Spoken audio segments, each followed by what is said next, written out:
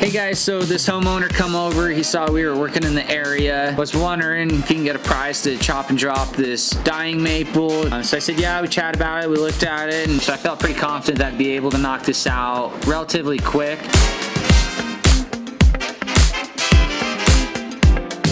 I am cutting a bunch of small stuff, but it's stuff that's not gonna cause any damage at all.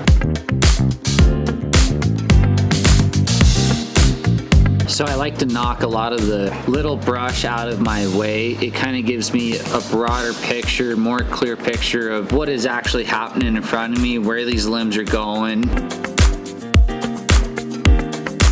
This tree is extremely yellow, has some brown spot. I'm pretty sure the brown spot is from overwatering. Autumn blaze maples are notorious for iron chlorosis, which is a lack of iron, and that is why they're so yellow, and it looks like this tree just struggled so much to the point it just started to give out.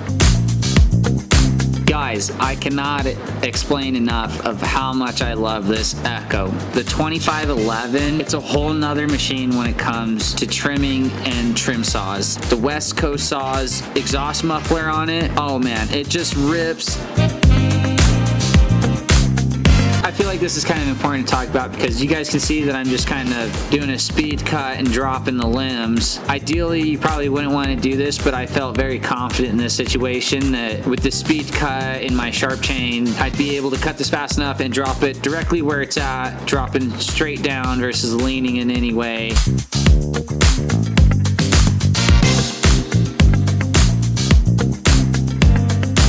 So at this point, I pretty much got the whole right side of the tree leaning towards the neighbors, on the left side and in the back, pretty much well removed. So at this point now I'm gonna be angling myself in a better position to kind of just drop the bigger portion of the tops at once. I got a bigger area to work in now, so now I want to drop some bigger pieces and try to be a little bit more efficient.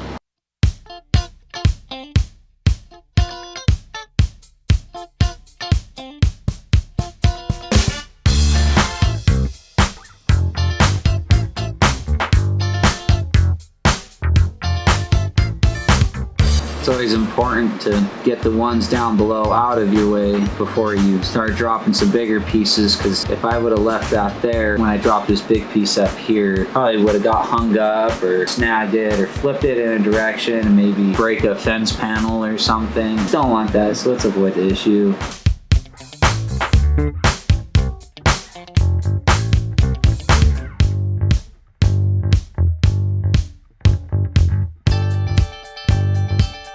Honestly, I think I charged like 350 bucks, maybe 400 bucks to do this real quick. It only took me an hour and I was the only one working.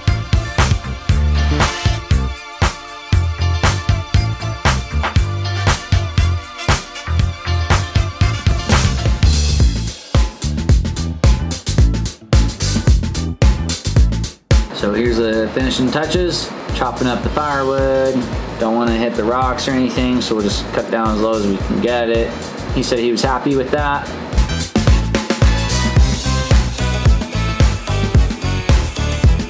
You can see a little bit of the rot happening right here on the side of the camera. Oh, those are the cicada killers, guys. That is a huge wasp. Look at that, guys.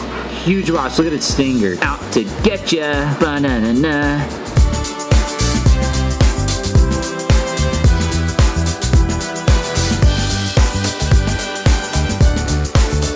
I didn't clean this up because the guy, he owned a construction company, so he felt that it made more sense for him to bring his own roll-off dumpster in. Regardless, I'm sure he got it to look good, and he still accomplished the same goal in the end. It just was his way. The client was happy.